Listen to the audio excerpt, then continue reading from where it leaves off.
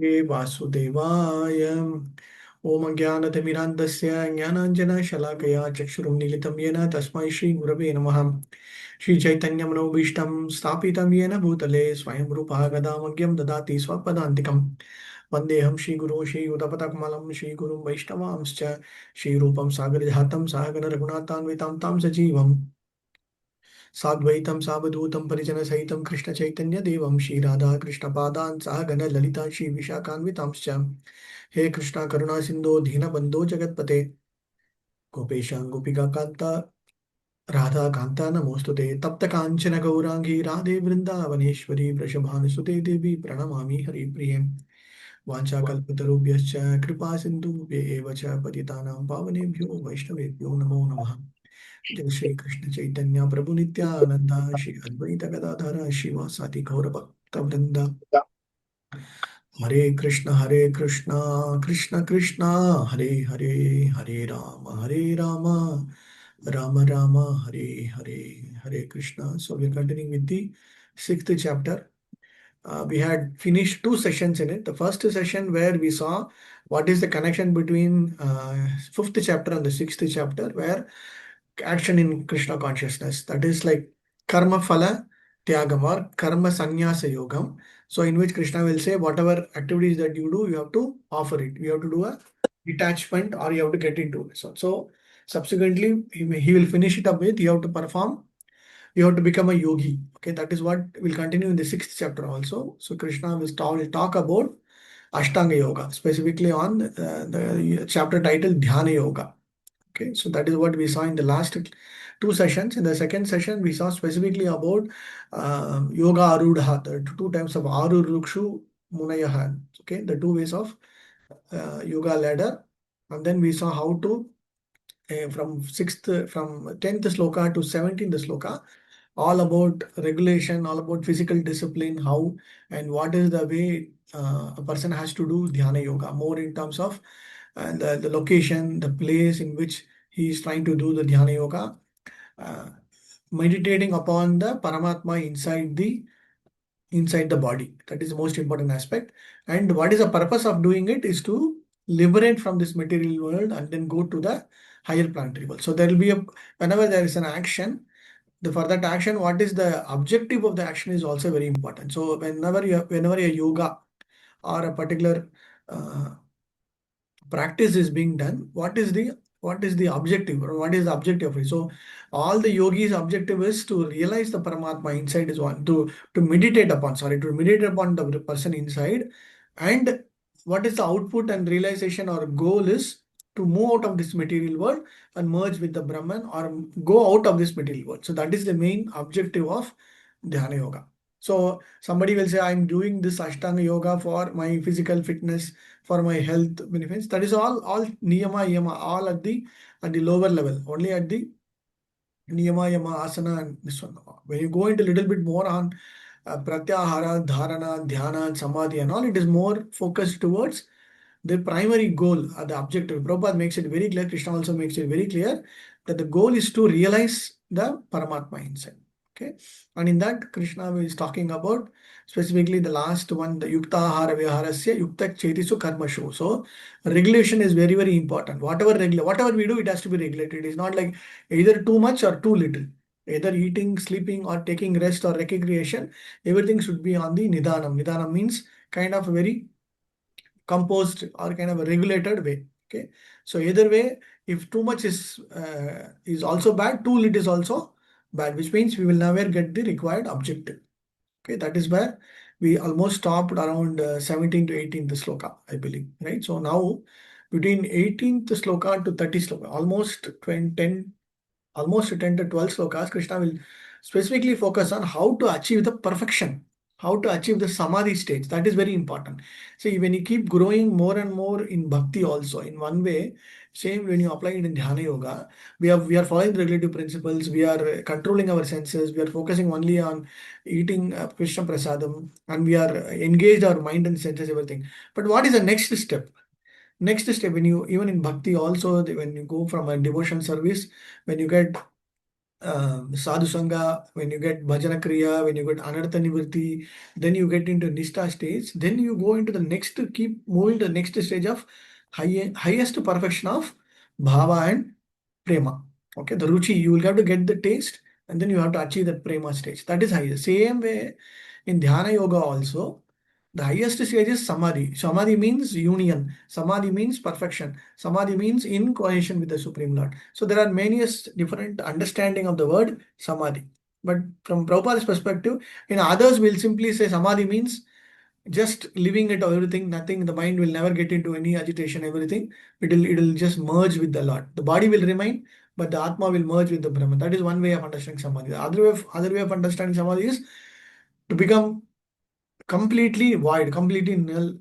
Okay. The other way of samadhi is from a bhakti perspective is 100% undeviated, unalloyed devotional service is also samadhi. So Prabhupada makes that very clearly.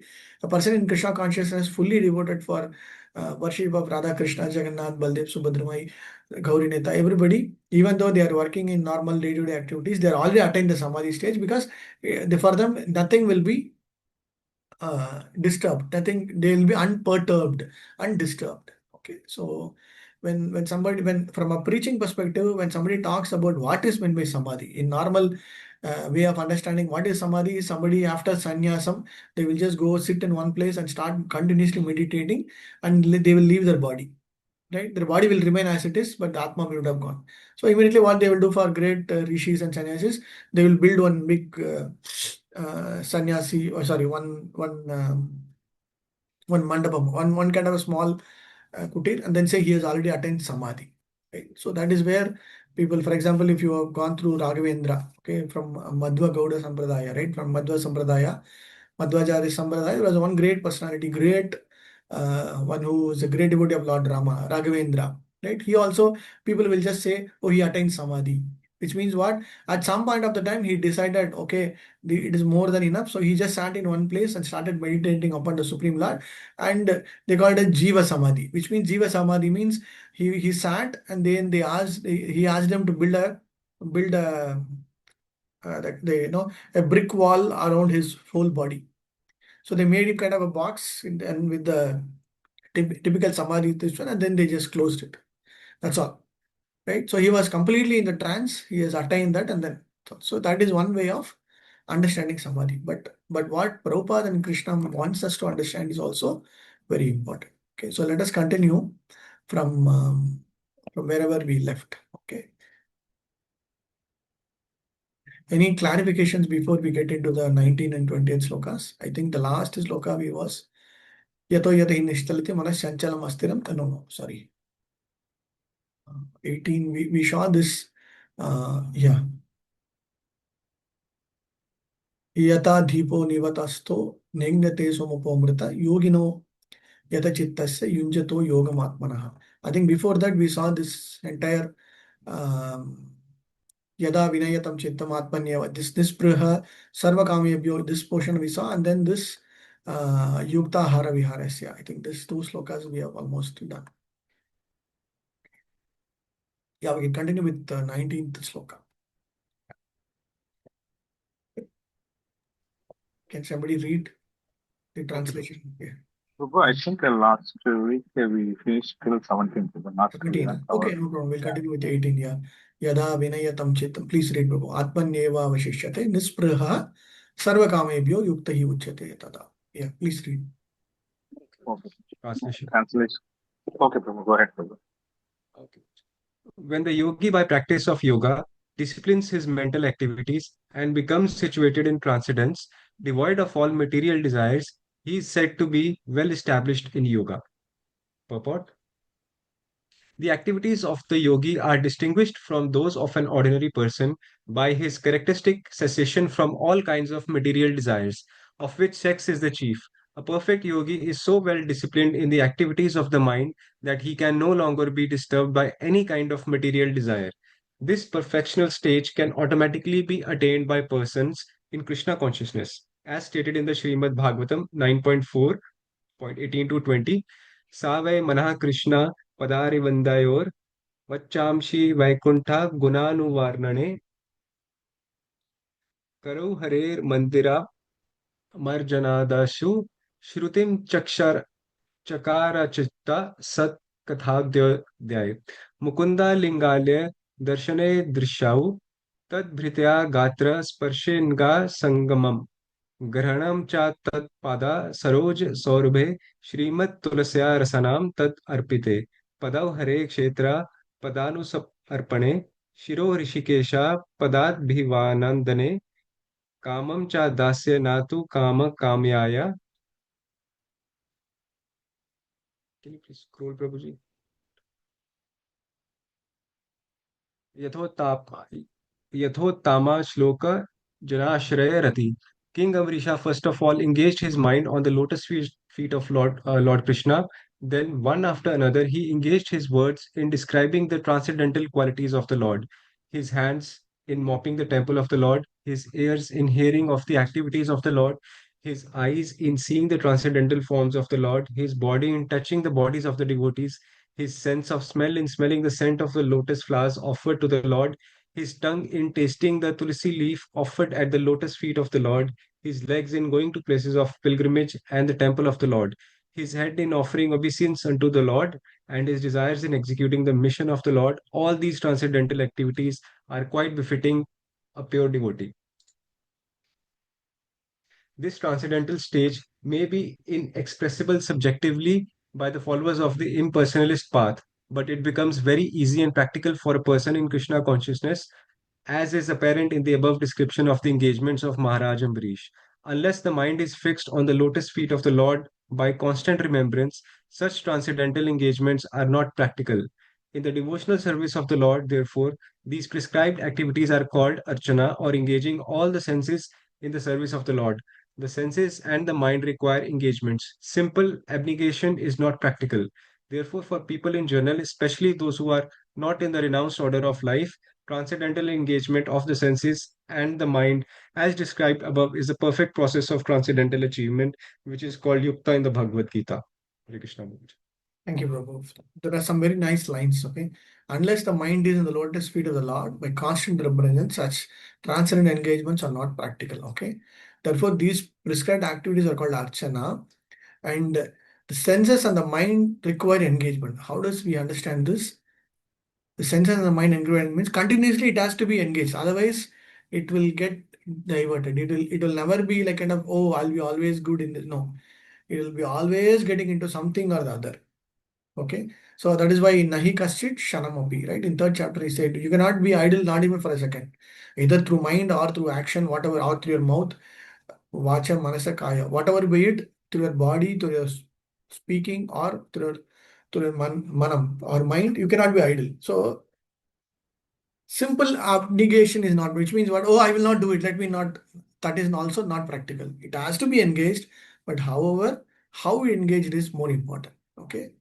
So that is why it is more important to go for a higher understanding of how do we engage our senses. Say, for example, when we joined our Krishna conscious movement or way of understanding, initially one round of chanting itself is a big achievement. Wow, I did one round. Then we will slowly can increase it 4 rounds.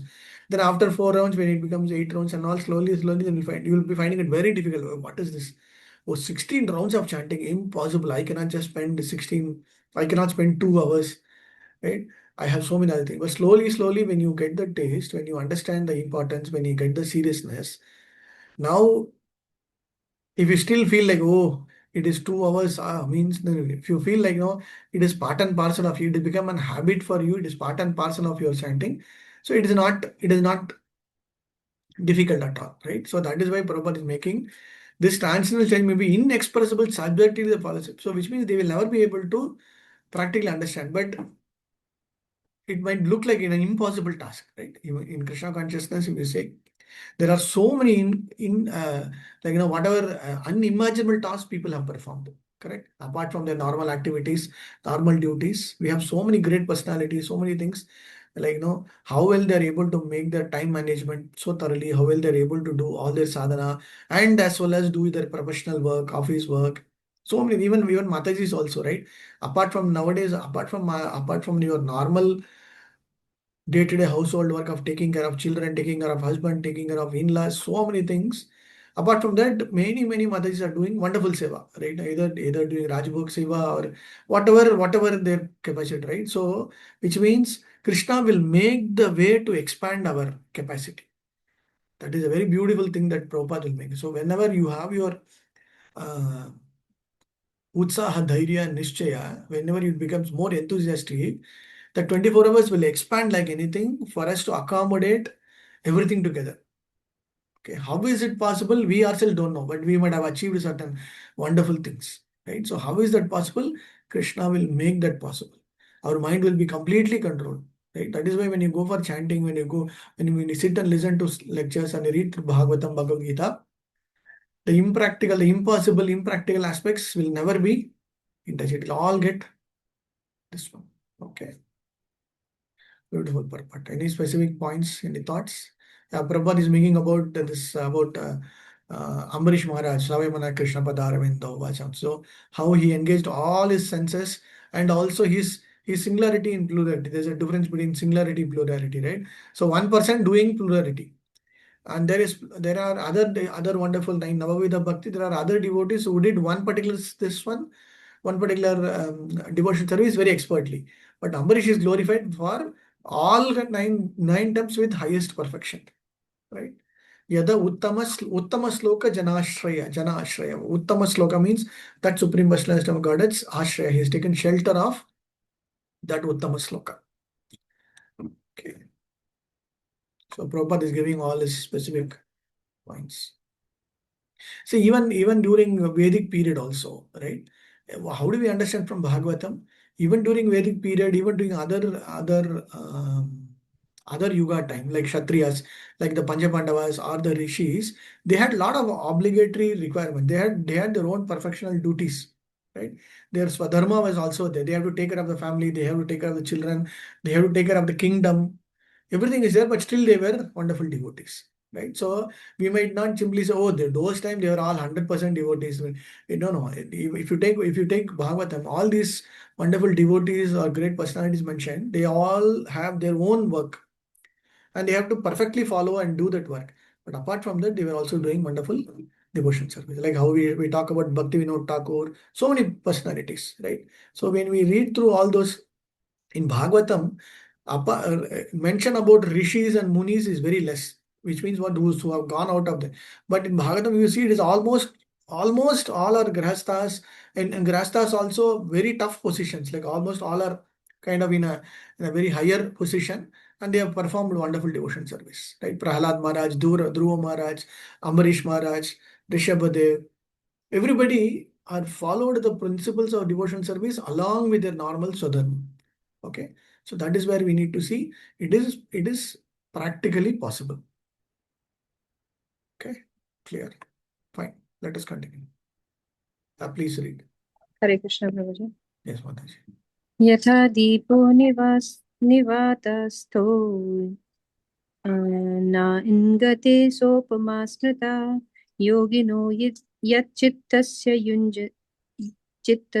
Yunjato Yoga Atmanaha. As a lamp in a windless place does not waver, so the transcendentalist whose mind is controlled remain always steady in his meditation on the transcendental self. Purport: a truly Krishna conscious person, always absorbed in transcendence, in constant undisturbed meditation on his worshipable Lord, is as steady as a lamp in a windless place. Thank you. Hare Krishna. Okay, I think this is very clearly understood. So, truly Krishna conscious person is always absorbed in transcendence. Absorbed in transcendence. Transcendence means fully focused. His mind, his body, his senses, everything is completely absorbed. Okay, undisturbed meditation. Okay, please read next.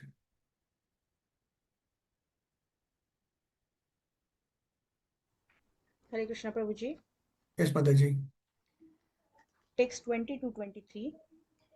Yatro paramate chittam niruddham yoga sevaya yatra chaivatmanatmanam pashyannatmani tushyati sukhamatyantikam yattad buddhi grahyamatīndriyam वेत्ति यत्र न चैवायं स्थितश्चलति तत्त्वतः यं लब्ध्वा चापरं लाभं मन्यते नाधिकं ततः यस्मिन् स्थितो न दुःखेन गुरुणापि विचाल्यते तं विद्या संयोग वियोगं योगसंज्ञितम्. I can read the translation, Mataji, directly here. Directly translation. Okay. In the stage of perfection called trance or samadhi, one's mind is completely restrained from material mental activities by practice of yoga. This perfection is characterized by one's ability to see the self by the pure mind and to relish and rejoice in the self. Voice is little feeble, Mataji, but it's again it's okay. Yeah. Others are able to hear, Mataji? No, Prabhuji. Prabhuji. In that No joyous problem. state, one is situated. Mataji, you're too far from the mic. Yeah. No, I am close actually, but maybe some problem. I think last time also. Maybe someone else can read. Now we can hear you, Mataji. I mean, just when It's just okay, now Mataji. speaking. Otherwise somebody else can start reading. It's Yeah, okay. some. Hare Krishna. Translation: the stage of perfection is called trance or samadhi when one's mind is completely restrained from material mental activities by practice of yoga. This is characterized by one's ability to see the self by the pure mind and to relish and rejoice in the self. In that joyous state, one is situated in a boundless, transcendental happiness and enjoys himself through a transcendental senses. Established thus, one never depart from the truth, and upon gaining this, he thinks there is no greater gain. Being situated in such a position, one is never shaken, even in the midst of a greatest difficulty. This indeed is actual freedom from all the miseries arising from material contact. Purport: by practice of a yoga, one becomes gradually detached from material concepts. This is the primary characteristic of a yoga principle, and after this, one becomes situated in trance or samadhi, which means that a yogi realizes the supersoul through a transcendental mind and intelligence, without any of the misgiving of identifying the self with the super self. Yoga practice is more or less based on the principles of a Patanjali system. Some unauthorized commentaries try to identify the individual soul with the super soul, and the monists think this to be liberation, but they do not understand the real purpose of Patanjali system of yoga. This is an acceptance of transcendental pleasure in a Patanjali system, but the monists do not accept this transcendental pleasure out of a fear of jeopardizing the theories of oneness. The duality of a knowledge and knower is not accepted by the non-dualist, but in this verse transcendental pleasure realized through transcendental senses is accepted, and this is corroborated by a Patanjali Muni, the famous exponent of a yoga system. The great sage declares in this Yoga Sutras, Purushartha Sunyanam Gunanam Prati Prashyavah Kevalam Swarupa Pratishtha Va Chiti Shaktir Iti. The Chiti Shakti or the internal potency is transcendental. Purushartha means material religiosity, economic development, sense gratification, and at the end, the attempt to become one with the Supreme. This oneness with the Supreme is called a Kaivalyam by the monist. By according to Patanjali, this Kaivalyam. Kaivalyam is an eternal or transcendental potency by which the living entity becomes aware of his constitutional position. In the words of a Lord Chaitanya, this state of affairs is called Cheto Darpana Marjanam, or clearance of the impure mirror of the mind. This clearance is actually liberation, or a Bhava Mahadavagni Nirvapanam. The theory of a nirvana also primarily corresponds with this principle. In the Bhagavatam, this is called a Sarupena Vyavasthitah. The Bhagavad Gita also confirms this situation in this verse. After nirvana or a material cessation, there is a manifestation of a spiritual activity or a devotional service of the Lord known as a Krishna consciousness. In the words of the Bhagavatam, Sarupena Vivasthitaha, this is the real life of the living entity. Maya or illusion is the condition of a spiritual life contaminated by material infection. Liberation from this material infection does not mean destruction of the original eternal position of living entity. Patanjali also accepts this by his words sorry keval केवल्यम स्वरूपा प्रतिष्ठा वा चिता shaktir iti. This chiti shakti or the transcendental pleasure is real life. This is confirmed in the Vedanta Sutras as a ananta damayo Abhyasat. abhyashat. This natural transcendental pleasure is the ultimate goal of a yoga and easily achieved by the execution of a devotional service or bhakti yoga. Bhakti yoga will be vividly described in the 7th chapter of a Bhagavad Gita. In the yoga system as described in this chapter, there are the two kinds of samadhi called samapragnata samadhi and asamapragnata samadhi. When one becomes situated in the transcendental position by a various philosophical researchers, it is called a sampragnata samadhi. In the asampragnata samadhi, there is no longer any connection with the mundane pleasure, for one is then a transcendental to all sorts of a happiness derived from the senses. When the yogi is once situated in the transcendental position, he is never shaken from it. Unless the yogi is able to reach this position, he is unsuccessful. Today's so-called yoga practice, which involves various sense pleasure, is contradictory. A yogi indulging in sex and intoxication is a mockery. Even those yogis who are attracted by the siddhis, perfections in the process of a yoga are not perfectly situated. If the yogis are attracted by the byproduct of yoga, then they cannot attain the stage of perfection as is stated in this verse. Person therefore indulging in the make show practice of gymnastic feats or the siddhis should know the aim of the yoga is lost in that way. The best practice of a yoga in this age of a Krishna consciousness, which is not baffling. A Krishna conscious person is so happy in his occupation that he does not aspire after any other happiness. There are many impediments, especially in this age of a hypocrisy, to practicing hatha yoga, dhyana yoga and jnana yoga, but there is no such problem in executing karma yoga or bhakti yoga. As long as the material body exists, one has to meet the demands of the body, namely eating, sleeping, defending and mating. But a person who is in a pure bhakti yoga or in Krishna consciousness does not arouse the senses while meeting the demand of the body. Rather, he accepts the bare necessities of a life, making the best use of a bad bargain and enjoy transcendental happiness in the Krishna consciousness. He is callous towards the incidental occurrence such as the accident, disease, scarcity and even the death of the most dear relative, but he is always alert to execute his duties in Krishna consciousness or a bhakti yoga.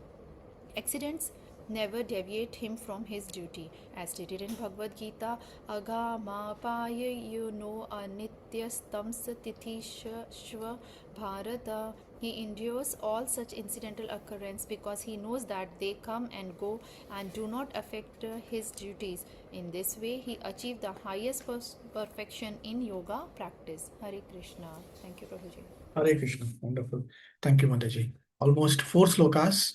Prabhupada's given a very large understanding of the purport. But this is the sum and essence of this entire chapter's crux of it. This is situated almost in the middle of the entire chapter of 47 slokas.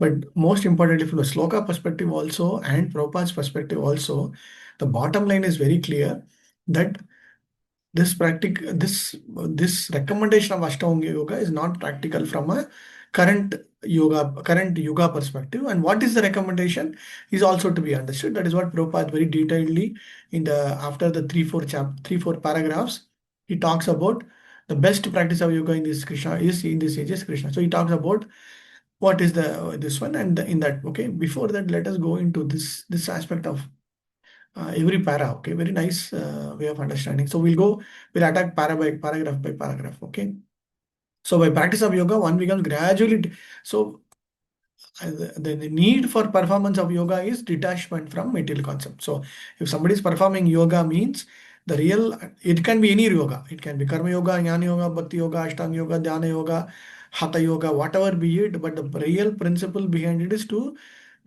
detach or move away from material concepts. Okay, that is the primary characteristic of a yoga principle. Okay, so once they get into the samadhi stage, yoga stage, then they will be not deviated. Okay, that is what Patanjali, he was the rishi or the muni who gave up this, came out of the real purpose of Patanjali yoga system. Okay, this is an acceptance of transcendental pressure in the Patanjali yoga. But monotheist means what?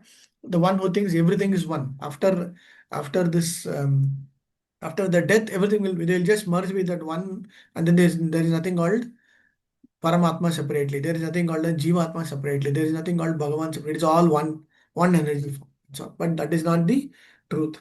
There is definitely a difference between the Jivatma and the Paramatma. There is a duality that we need to accept. Okay, that is the most important aspect. And Kaivalyam, the word Kaivalyam is even Bhagavatam, many slokas, the word Kaivalyam Narakayaiva, the very beautiful sloka, Kaivalyam Narakayaiva, this is a wonderful sloka. In that sloka, great devotees, even if they are put in hellish conditions, hellish this one, they'll know what is their Kaivalyam. They know what is their understanding. Okay, and they will never be diverted. That is what is the most important aspect. And this Chik Shakti, okay, how do you understand? Purusha Artha Sunyanam Gunanam Prati Prasavaha Kaivalyam Surupa Pradishtaha Chik Shakti. So, what is the understanding? How is a Purushartha? The word Purushartha means this Dharma, Artha, Kama, Moksha. Okay, Dharma, like religious duties, Artha, more from a what do you say, attachments, or more from a materialistic possession perspective. Kama, the desires we know, and moksha is liberation. So anybody performing from a Veda principle perspective, this dharma, artha, kama, moksha is the four major principles by which somebody will try to take one particular path and try to do keep moving from one particular stage to another stage, and then achieve the perfection. For example, dharma, just follow the rules and regulations. And artha is like more from a material perspective. After a lot of material possession, everything, some point of the time there will be a detachment. Okay, there will be kind of a frustration, then they will come. And kama means desires. So continuously the free flow of kama, you keep on fulfilling. At some point of the time, that kama, that desire will get kind of over exhausted at this one, and then they will come. They will be coming to the next stage. And liberation, we all know, like moving on. So the goal of this material life is to undergo either of these four, dharma, artha, kama, moksha. So everybody will fall under all these four categories. But the aim is just to follow that principle and come out of this. That is the most important aspect. Okay, and that is why Prabhupada brings out Chaitanya Mahaprabhu's understanding.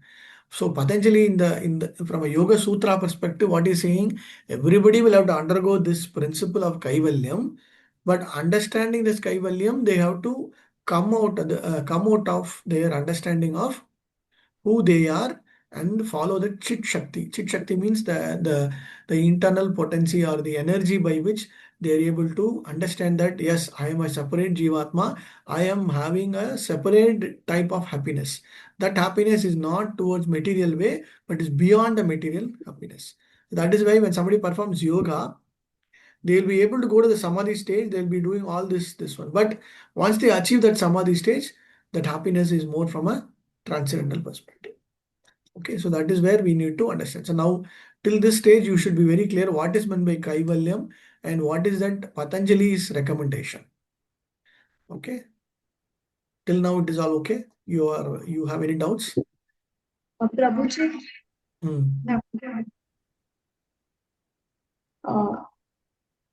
hello. Yes, Mataji. Prabhuji, just a minute. Voice is like... Hare Krishna, Prabhuji. Yes, Mataji. Prabhuji, the last sentence which says Kaivalyam Swarupa Pratishta Va Chitti Shaktir Iti. can you elaborate as an Kaivalyam as an internal, what does it mean? Actually, That is for Prakrishta. in a very simple way, Purushartha Sunyanam Gunanam. Okay, if you put it, Purushartha becomes Sunyam, which means first two parts Purushartha will become Sunyanam, because it will become Okay. it will become zero, or it will become void, or become null, or whatever be it. How? Gunana Prati Prasavaha, which means based on the qualities that somebody will bring out from Kaivalyam. From Okay. performance of Kaivalyam, the Gunanam, the qualities will come. This is the second part of understanding. Third is Okay. Swarupa Pradishtava. So how does it come? Actually, the Jivatma's original Swarupa Pradishta. Pradishta means the that which is Pradishta means that which is established fact is what? Chit Shakti Riti. So which means the Chit Shakti, or the permanent nature, or the energy that is to be understood is Chit Shakti. We are all Sachit, okay, Sachit, which means that the Chit Shakti of our understanding is always eternal, always blissful, and always full of knowledge. Right? Okay. So that Chit Shakti is nothing but whatever way we try to what do you say, corroborate, or we try to perspectively put it as Sachidanandam. Okay, that Sachidanandam is, in a way, it is mentioned as the Chit Shakti portion.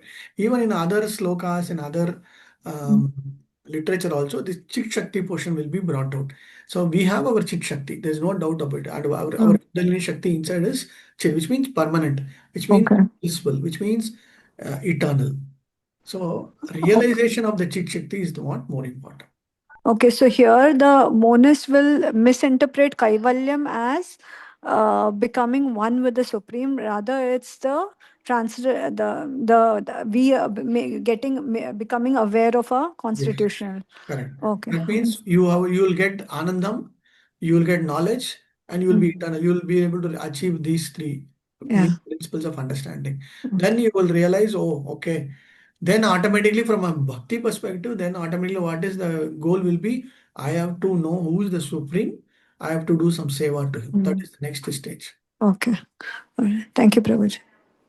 But at the lower level, yes, somebody wants to get only liberation, just to do the more, they will just go and then get liberated, in the sense they will be liberated from this material angle, but they will be just merged with the Brahman. That's all. It can be any kind of liberation. Okay. Thank you, Prabhuji. Okay, that is why this you can understand, by which the living entity becomes aware of his constitution.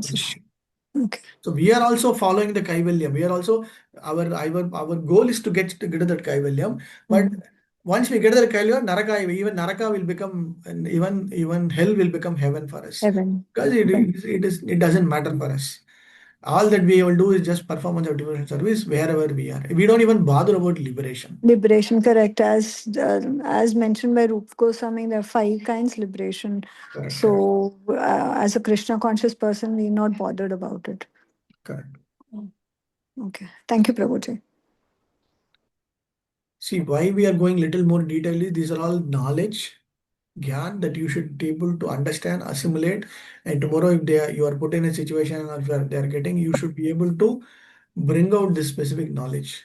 Okay, that is why we are going little more detail, because the chapter also is talking more on principles of controlling the senses, focusing their mind. Mind control will go very detailed. We saw mind control in the second chapter also. This chapter also are almost 20 slokas.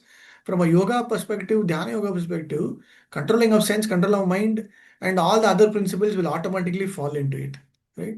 And regulation, practice.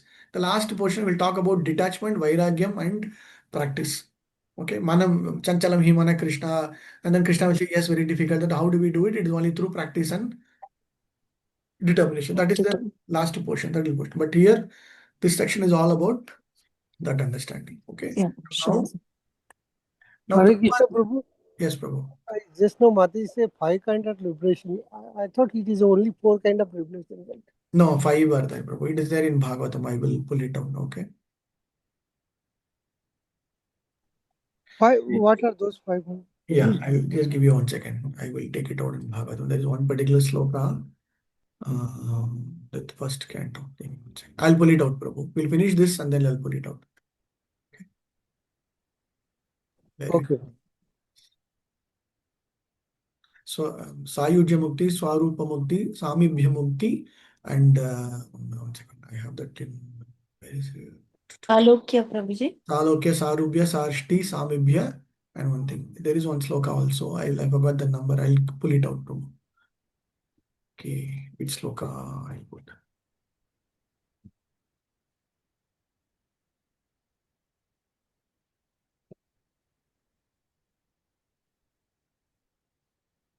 Yeah, Salokya, Srashti, Samibhya, Sarubhya, Ekatvam. So Salokya, Srashti, Samibhya, 3, Sarubhya, and Ekatvam, 5 times. Okay. Okay. Thank you. Yeah, this is Canto 3, 29 chapter. This is very nicely mentioned. Okay. Salokya, Srashti, Samibhya, Sarubhya, and Sayuja. Sayuja means Ekatvam. Okay. Salokya means residing in the same location. Srashti means getting everything equal to the Lord. Samibhya means being a personal associate of the Lord. Sarupya means getting his same. Sarupya, Rupa means getting the same form of the Supreme Lord. Sayujya or Ekatvam. So many of them will go for this Sayujya Mukti or Ekatvam, which is nothing but just merging with the Brahman. That is what most of the monotheists others will try to follow. Okay. Okay, let us continue. Yeah. So Prabhupada, how does he put from the Gaudiya Sampradaya perspective? In the words of Chaitanya Mahaprabhu, this state affair is called as Chetodarpana Marjanam. Like when we Chetodarpana Marjanam means what? Clearance of the impure. How do you understand impure mind of impure mirror of the mind? Beautiful word. Just think about it before you answer. Okay. Chetodarpana Marjanam. Clearance of impure mirror of the mind. How do you understand? Anybody wants to attempt? Hearing our anarthas, Prabhuji. Okay. Clearing of anarthas is okay. Prabhuji, the dust that the mirror has collected means the karma baggage that it has collected since many births. Correct. That's the impure mirror. Okay, correct. So it has to be cleared. Okay, anybody else? Little more detail.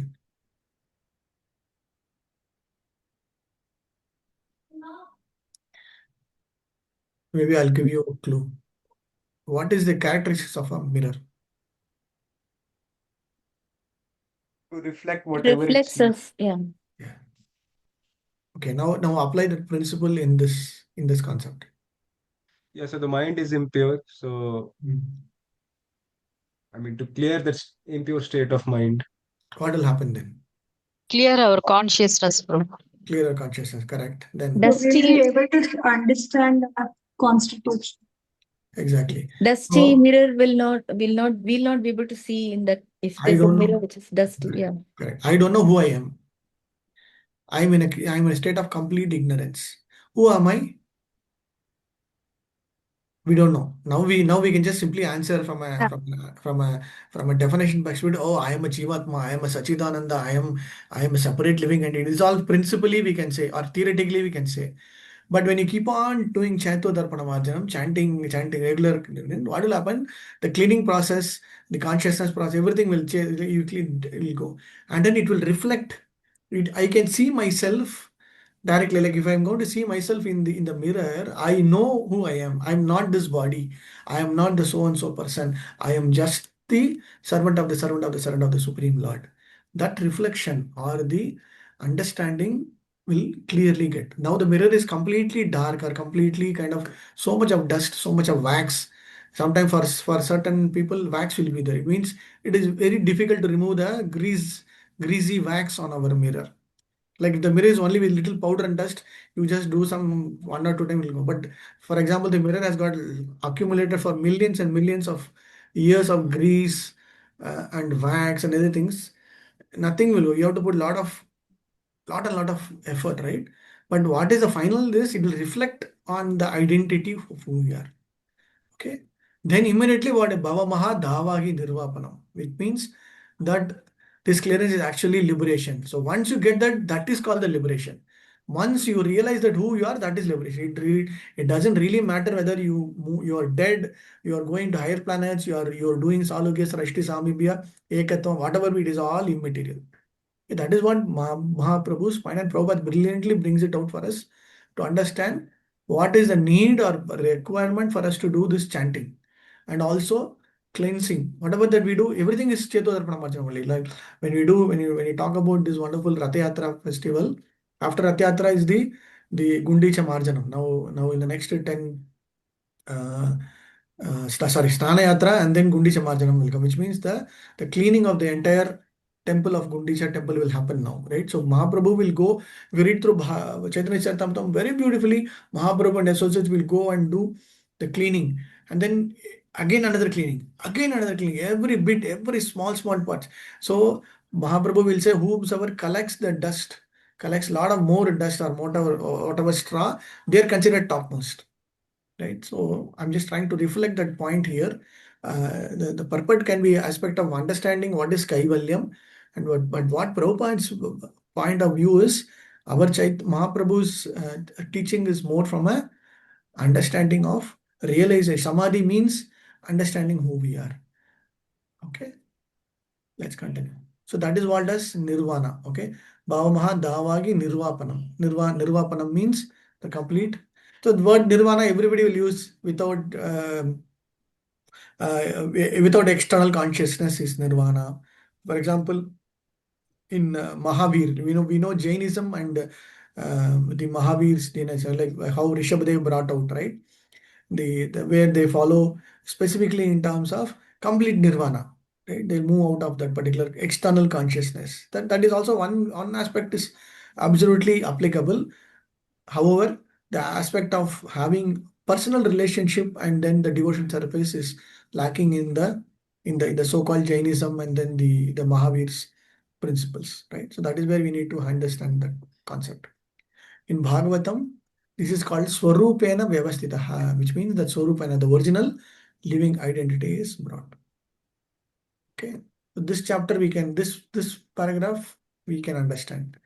Okay, what is that? This Chit Shakti or transcendental pressure is a real life. In Vedanta Sutra, it is called as Anandamayo Abhyasat. Okay, Anandamayo Abhyasat means, Abhyasam means what? Practice, right? So when you keep practicing only, you will get Anandamaya. Otherwise, we will never get. So Prabhupada makes that practice as execution of devotion service or Bhakti Yoga. Nicely, he is mentioning Bhakti Yoga will be present in 7th chapter. But actually, 7th chapter is more from a knowledge perspective, with Bhakti Yoga hidden in it. Okay, so Bhakti Yoga will be spoken in 7th chapter, but kind of little hidden in it. Okay, so far clear? Okay, next paragraph.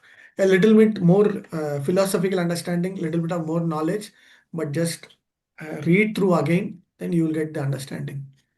Okay, this paragraph talks about two types of samadhi. Okay, asampragyata samadhi and sampragyata samadhi. And why brings out very importantly the understanding between these two samadhis. When one becomes situated in the transcendental by various philosophical researches, sampragyata. Pragya means what? Sthita pragya. So very clearly, pragya means one who is very. Actually, Madhavacharya is called as pragya. When in his childhood name, he was called as pragya. Okay, Purna Pragya. In fact, the word Purna Pragya means one is very well. Purna means complete, right? Perfection, right? So Madhavacharya, if you read through Madhavacharya's biography, he was called as, I think till the age of 12 or something, after that he was called as, between the age of 12 to 25, he was called as Purna Pragya. Okay, Pragyata Samadhi. So going, understanding through lot of research, lot of understanding through philosophical knowledge of Vedanta Sutra, everything, and achieve that perfection. Okay, achieve that complete perfection is called Sampragyata. In Asamprada Samadhi, there is no longer any connection with, which means what? In Samprada Sampragyata Samadhi, you will still continue in normal way, all activities, but you will be fully in the highest knowledge state. In the Asampragyata stage, nothing, you don't have to get into more of Jnana Margam or getting into knowledge, but just go in for direct direct dhyana yoga. Just sit in one place, start meditation, and then the bodily or external material, everything will be moved away. Okay, So Patanjali, more from a Patanjali yoga perspective, he is talking about asampragyata samadhi, which means like just go sit in one location, start meditating, focusing their mind, controlling their senses, everything, and then achieve that samadhi stage. Okay, that is what we need. So very clear about sampragyata and asampragyata. Okay.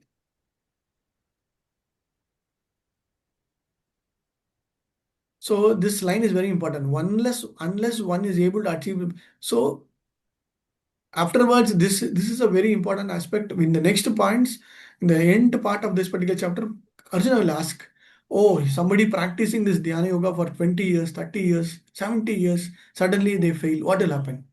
And Prabhupada will and Krishna will answer, they have to start from the beginning. Okay. So that is where very difficult to accept this part of principle. Like, for example, they've been practicing for many years and they were about to achieve the stage, but something happens and they fall down. They have to start from the beginning. Right? That is the most difficult part of acceptance. Right? So that is what the difference between performance of dhyana yoga versus our bhakti yoga.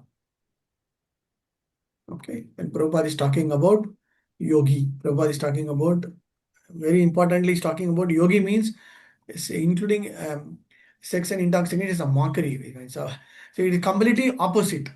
Okay, but yogi means totally a different direction. So bogi, mukti, kami, yogi, right? So we should understand we are focusing from a yogi perspective, or getting into a state of complete nirvana state, perfection state, we can say.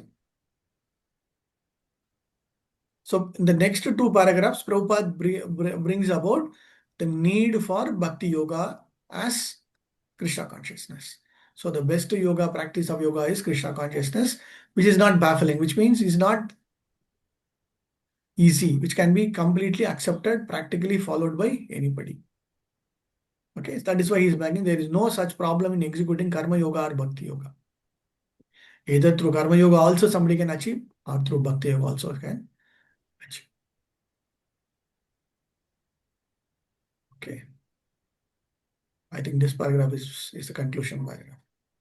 Agama in the second chapter we saw, right? So he'll be completely in the state of accepting that particular. How somebody can give me can somebody let me know there is no problem in executing karma yoga.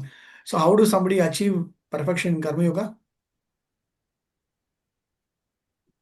Nishkama karma yoga, Prabhu.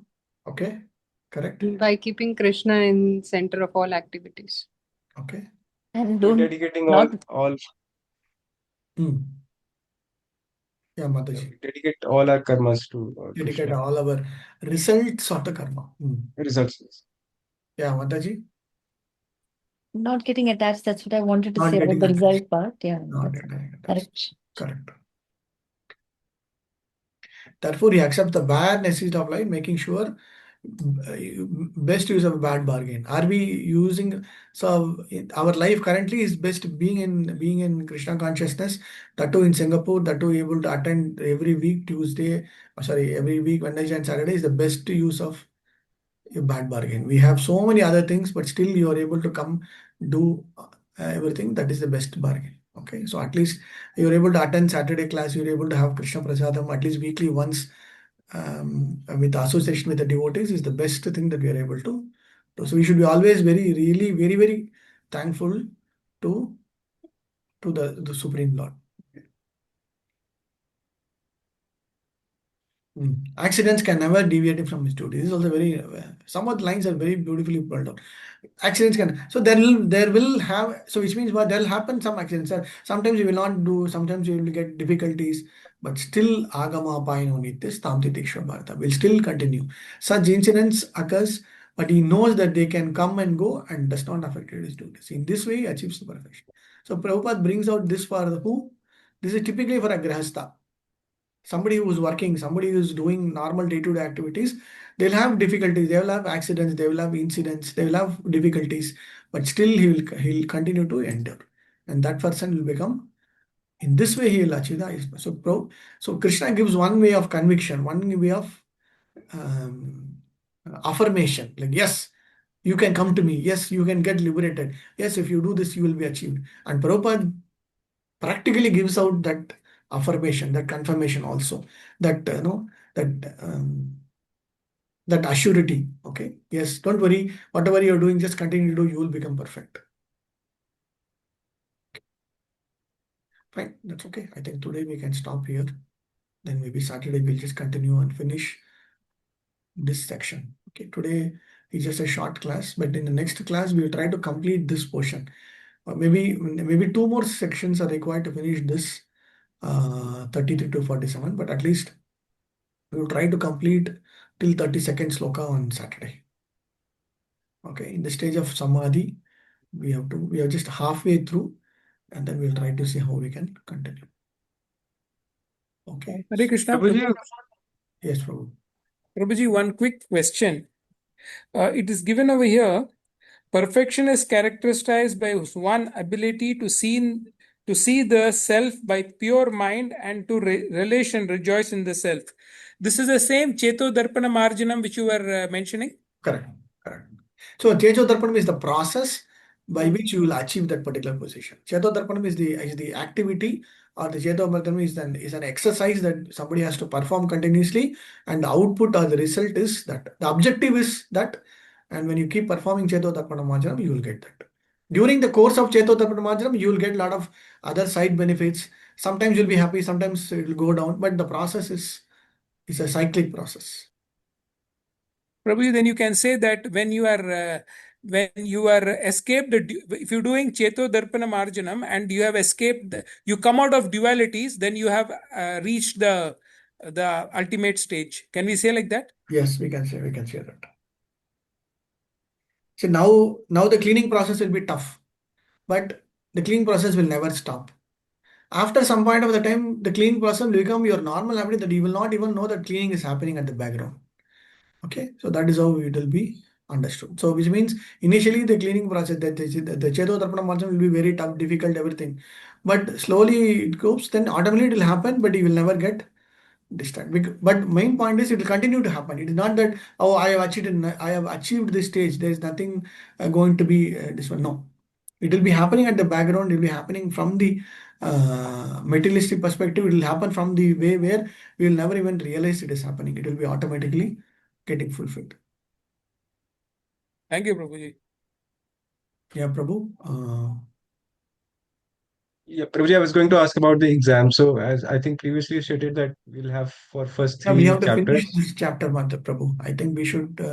I was thinking to have two, sorry, together, or we'll have it separately, right? I think the last discussion we thought we will have it together or we'll have it separately. I think separately, what we discussed. Separately means then can I fix it on July 11th? You mean three chapters, right? First three chapters, First three Prabhuji? chapters, yeah. Yeah, that should be okay if everyone is okay. Okay, then I'm fine. We'll fix it as Saturday, July 11th afternoon around 2:30, 3 o'clock. You can come to center to take up the first exam. And by 11th or by this month end, if you are able to finish the sloka recitations, if you are able to by heart, you can come and in person directly. You can tell the sloka, or if you are finding it difficult to say, you can record the slokas at least for the first 6 chapters. Try to attempt, and then you can send the. First three chapters, Prabhuji, I've sent. Okay, you have sent. Okay, yeah, I saw that. Yes. Hare Krishna, Prabhuji. Saturday, Prabhuji, afternoon is Seva, so. Yeah, you can come early, Mataji. If somebody is not able to take exam, they can come and do it early also. Okay. Or you can come late also, whatever be it.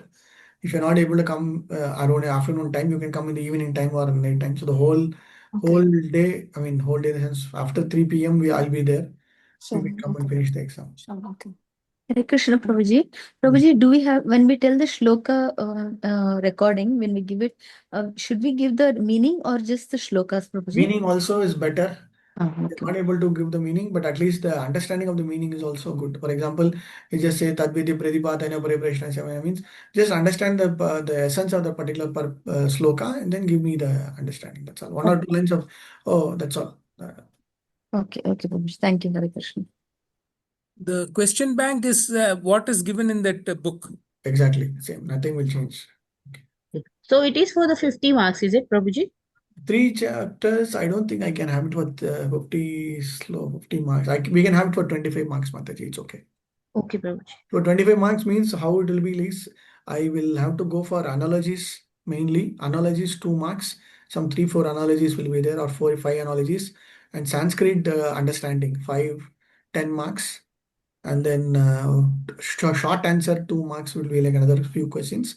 And then 1 or 2 long answers, like what is your understanding? What does Prabhupada say about Pashanti? How do you talk about Yoga Aruda and Yoga Ruda? And for example, this. So like that, there will be some specific understanding. Everything will be from the same question bank only. Okay, Prabhuji. Thank you so much. Prabhuji. The closed book one, right, Prabhuji? The Ah, closed. correct. Okay, thank you. Hare Krishna. So, Prabhuji, the shloka you want it as a video recording or you will be taking it? It's up to you, Mother. If you can come on any of the days and say, Prabhuji, I want to recite the sloka, close your eyes to recite the sloka, that is also okay. Okay. But Prabhuji, as you said that one shloka cannot send the videos, right? You want at least. Yeah, if you are, it'll be easy for me. Otherwise, I have to keep. So shlokas which are related only till module 3 or the entire. Fine, Mother. If you are able to do it for entire 6 chapters, also it's okay. See, this yoga sloka recitation, you can, if you are very comfortably able to do for all 18 chapters, also, I am absolutely fine. That will be, so mark will be specifically allotted for that particular unit, then it will be separated out.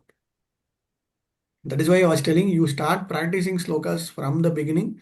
Don't wait till the year end or that particular period, so that at the last you will feel, oh, 40 slokas, oh, 20 slokas, then you will feel very difficult. So that is why, as and when you complete it, it is easy for you to complete. Prabhuji, I've sent the shlokas without the meaning. I mean, I've just recited the shlokas for first 3 Oh, chapters. So I'll send with meanings again. okay, okay. No problem. No problem, bro.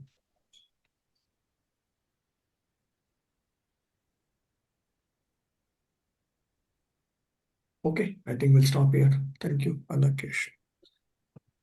Munchakal Kripa Sindhu Beva Chapatitana Pavanibhyo Vaishnavibhyo Namo Namaha.